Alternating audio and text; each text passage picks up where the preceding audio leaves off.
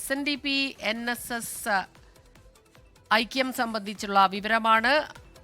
പെരുന്നയിൽ കൂടിയ NSS director board yoga തീരുമാനങ്ങൾ, അതിൻ്റെ കൂടുതൽ വിവരങ്ങൾ ഇപ്പോൾ പുറത്തു വരുന്നുണ്ട്.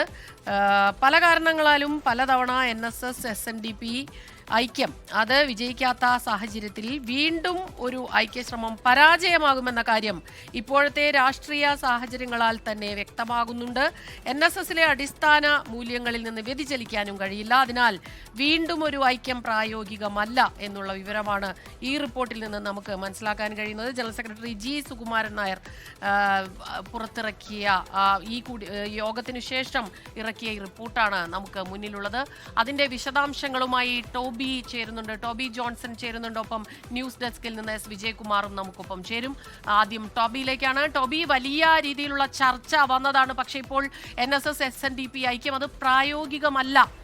നിലവിലെ രാഷ്ട്രീയ പശ്ചാത്തലത്തിൽ സാഹചര്യത്തിൽ ഐക്യം പ്രായോഗികമല്ല എന്നുള്ള വിവരമാണ് പുറത്തു വരുന്നത്.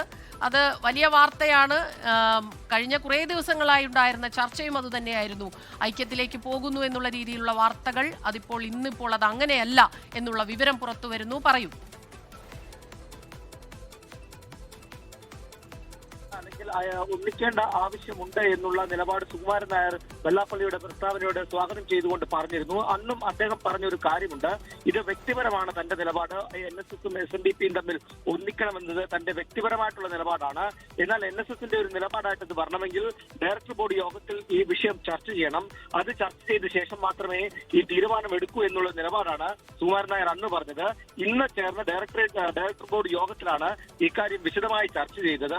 അതിനുശേഷമാണ് തൽക്കാലം ഒന്നിക്കേണ്ട ആവശ്യമില്ല എന്നുള്ളൊരു നിലപാടിലേക്ക് തീരുമാനം NSS കൈക്കൊണ്ടിരിക്കുന്നത്. എന്നാൽ മറ്റൊരു സമുദായം എന്ന നിലയിൽ സഹവർത്തിത്വം തുടരാനും അത്തരത്തിൽ നല്ല ബന്ധം മുന്നോട്ട് കൊണ്ടുപോകാനും തീരുമാനിച്ചിട്ടുണ്ട്. പല കാരണങ്ങളാലും ഈ ഒരു ഐക്യം സാധ്യമല്ല എന്നുള്ള കാരണമാണ് പറഞ്ഞിരിക്കുന്നത്. നമ്മൾ മുൻപ് കണ്ടതാണ്, സമാനമായ രീതിയിൽ യോജിക്കുകയും അതിനുശേഷം ആ ഐക്യം തകരുന്നതും കണ്ടതാണ്. അന്ന് മുന്നോക്ക സംവരണവുമായി ബന്ധപ്പെട്ടുള്ള ചില തർക്കങ്ങളിലാണ് അന്ന് ആ ഐക്യം തകർന്നത്. അതിനുശേഷം നമ്മൾ ഇക്കാര്യത്തിലൊരു നിലപാട് ചോദിച്ചിരുന്നു. അപ്പോൾ അദ്ദേഹം പറഞ്ഞത് ഈ സംവരണവുമായി ബന്ധപ്പെട്ടുള്ള പ്രശ്നങ്ങളെല്ലാം കഴിഞ്ഞതാണ്. അതുകൊണ്ട് തന്നെ NSSന്റെ മൂല്യത്തിൽ ഉറച്ചു നിന്നുകൊണ്ട് സാമൂഹിക വിഷയങ്ങളിൽ ഒരു ഐക്യമാകാം എന്നുള്ള നിലപാടാണ് സുകുമാരൻ നായർ സ്വീകരിച്ചത്.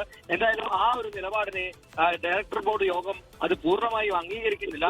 നിലവിൽ എല്ലാ രാഷ്ട്രീയ പാർട്ടികളോടും സമദൂരമാണ് തുടരുന്നത്. അതുപോലെ തന്നെ സമുദായങ്ങളോടും വ്യക്തമായിട്ടുള്ള ഒരു നിലപാട് NSSനുണ്ട്. ആ നിലപാടിൽ ഉറച്ചു നിന്ന് മുന്നോട്ട് പോകുന്നതാണ് നല്ലതെന്നുള്ളൊരു തീരുമാനമാണ് ഡയറക്ടർ ബോർഡ് യോഗത്തിൽ ഉണ്ടായത്.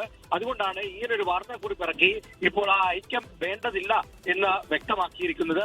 എന്തായാലും നിയമസഭാ തെരഞ്ഞെടുപ്പ് വരുന്നതിന് മുമ്പ് ഈ രണ്ട് സമുദായങ്ങളും കേരളത്തിലെ തന്നെ പ്രമുഖ സമുദായങ്ങളാണ്, അവർ ഒന്നിക്കുന്നു എന്നുള്ള വാർത്ത രാഷ്ട്രീയമായി വളരെയധികം രാഷ്ട്രീയ പാർട്ടികളെ വളരെയധികം ആശങ്കയിലാക്കിയിരുന്നു.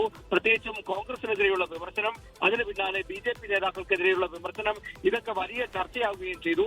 എന്തായാലും നിലവിലെ സാഹചര്യത്തിൽ ഐക്യം വേണ്ട എന്ന് പറയുന്നത് ചില പാർട്ടികൾക്കെങ്കിലും ആശ്വാസമായിട്ടുണ്ടാകാം.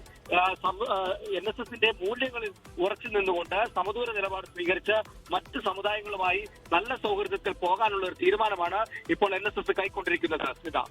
ലോകത്തെവിടെയായാലും ഏത് സമയത്തും 24 വാർത്തകളും ഓഗ്മെന്റഡ് റിയാലിറ്റി പാക്കേജുകളും എക്സ്പ്ലെയിനറുകളും വിശദമായി കാണാൻ ഞങ്ങളുടെ YouTube ചാനൽ നിങ്ങൾക്ക് സബ്സ്ക്രൈബ് ചെയ്യാം.